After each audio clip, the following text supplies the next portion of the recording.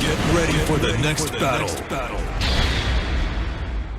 Hey there guys, this is Vader Flub with another Sunday Funday video to you. Make sure to like, share, and subscribe. Hit that little bell. I know some of you guys are probably not getting my videos. I can tell by the freaking graphs and all the charts. So please make sure you hit that like, share, and subscribe. And also hit that bell so when I release a video, you guys can see it and know that, yes, I'm still here. I'm still doing this. It's still gonna happen. My goal, my dream is gonna happen, and we're gonna have some fun. Please also make sure to follow me right here on my Instagram. My name is King of Dreamers. I am him, he is me. Also, you guys are beautiful. Stay beautiful. That means I'm beautiful right here. That means you're beautiful right out there. And today we're gonna talk about your favorite video games. And at the end, I'm gonna talk about one of my favorite video games, and we're just gonna have a good time all around together. So the first one comes from Ayana Cruz, and she talks about her favorite game, The Last of Us. The Last of Us is definitely one of those games that a lot of people have admittedly talked about how it changed the gaming landscape. It is the first really cinematic approach to gaming, and it is a game that a lot of people do enjoy. I admittedly have only watched the cutscenes. I have not played the game itself. Just wasn't really my cup of tea back then, and even now I'm just kind of like, you know what, if people enjoy it, I'll let them enjoy it, and that's how I feel about it. I think that's very fair to say, and especially in the case of how this game once again changed the gaming industry, which a lot of the games on this list really did change the gaming industry. So there's a lot of good choices on here, and Ayana, you chose a good one, and I can't say enough. Thank you. The second one, all purpled up, Left 4 Dead. There has been many a night when me and my friends would used to play this game until the wee hours of the morning. We used to get a LAN party, get our Xbox 360s connected, play this game until like 3 or 4 o'clock in the morning, and it was a lot of fun.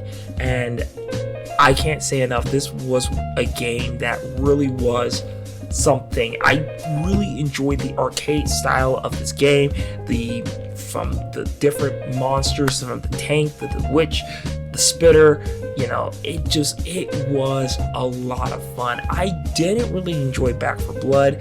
I'm not a huge fan of the card system and the level up system. That's just not my thing. I'm not a huge fan of that kind of stuff. That kind of stuff you can keep.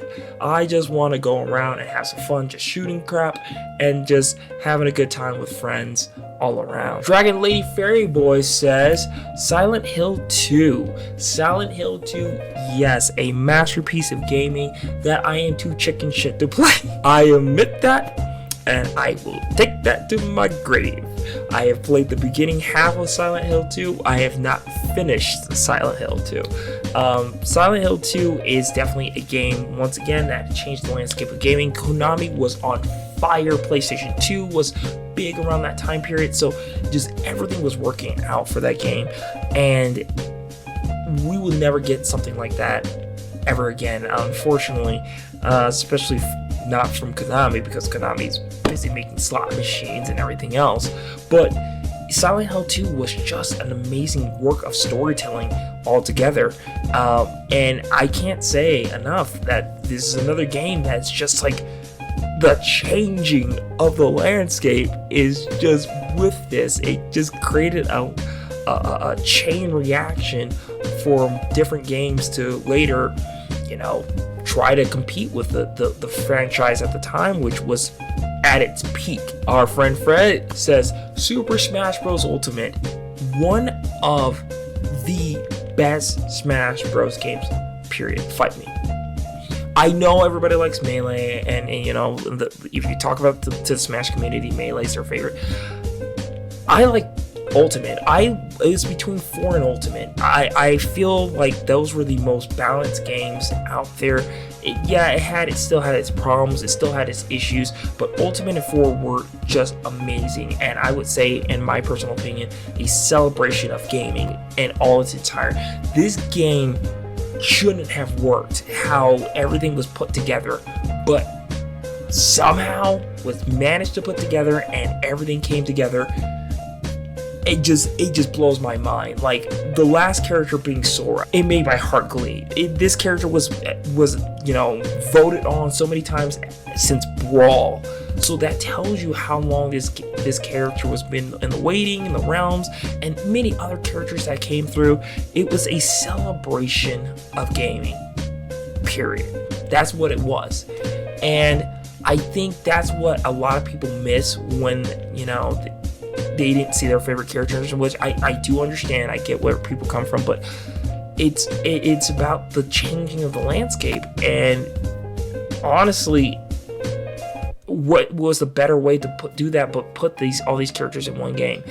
I cannot say enough. This is one of two of my favorite Smash Bros. Games.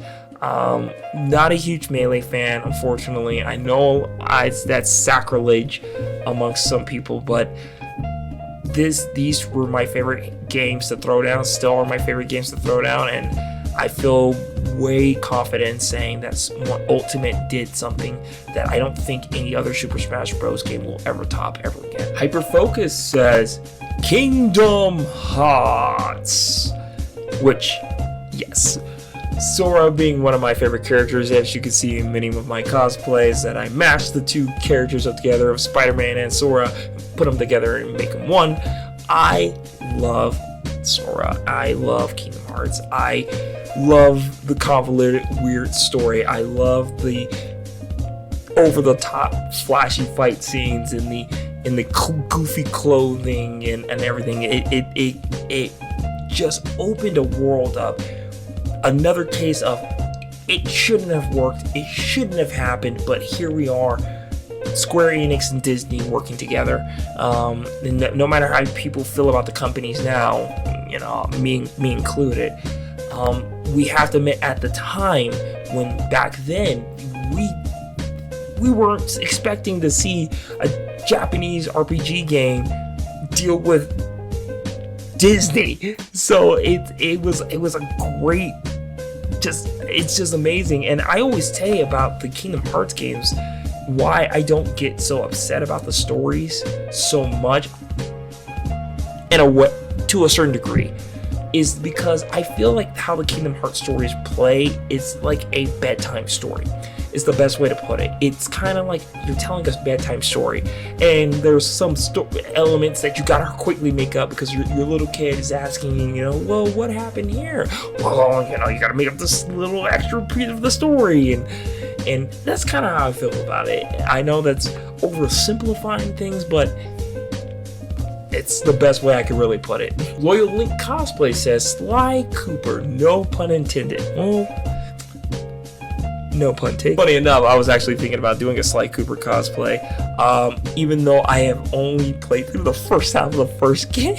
I have ADHD, okay? I go, game bores me, go to the next one. And it's not that the game bored me. I think I got stuck on a section, and then I just never went back.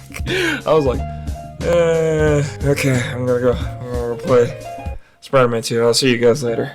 And that's kind of what happened, and I will get back to Sly Cooper, because it's based off of my name alone. But it is a very intriguing plot, and I know it's a game that is like essential to play.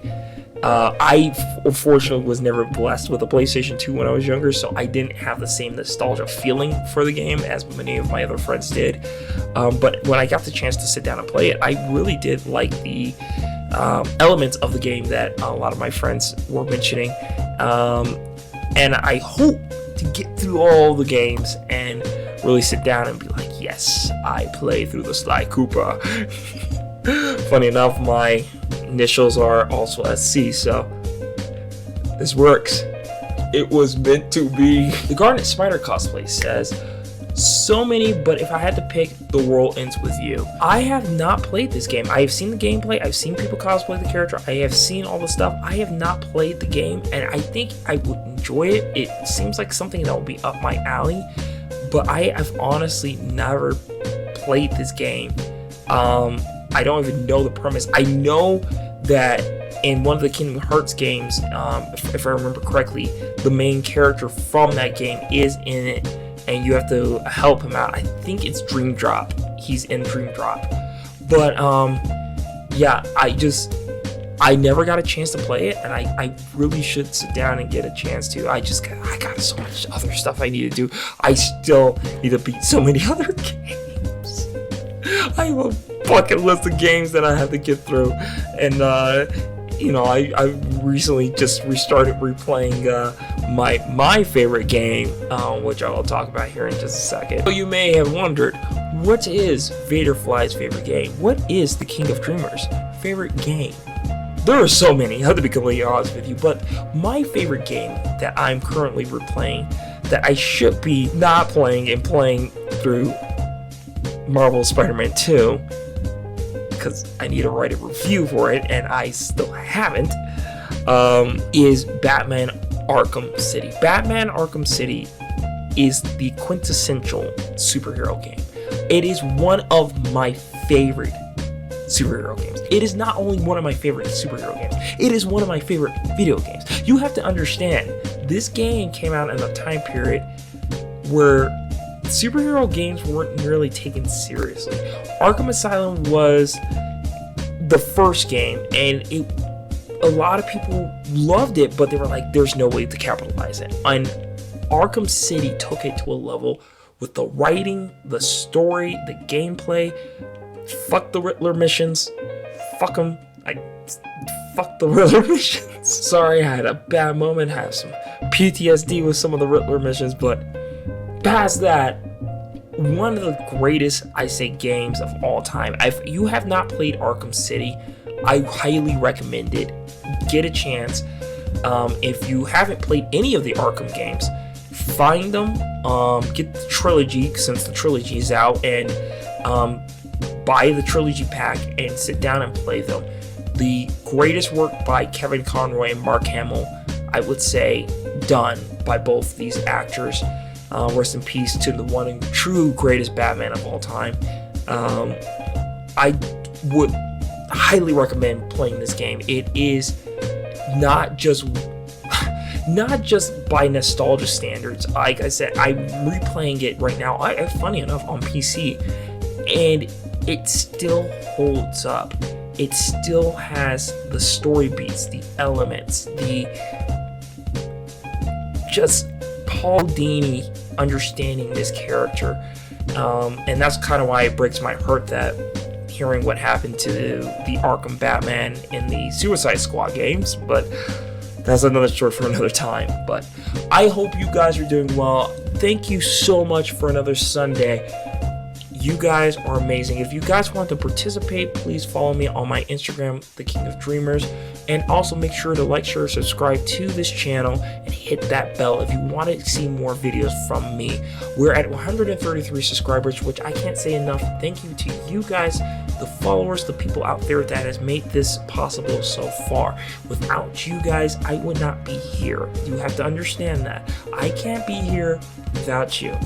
It works that way. An equal trade, right? Now I'm the entertainer, you're my fans, I must entertain you, and you help me out when I can. So, thank you. I can't say that enough, true believers. You guys are amazing. So I will talk to you guys later. We will get some more videos out there. Once again, make sure to like, share, and subscribe. I need you to help me. We are going to hit 200 before the end of this year. So, let's do this. Let's have some fun. Let's just chill. Have a good time, you guys. I'll talk to you later. Peace.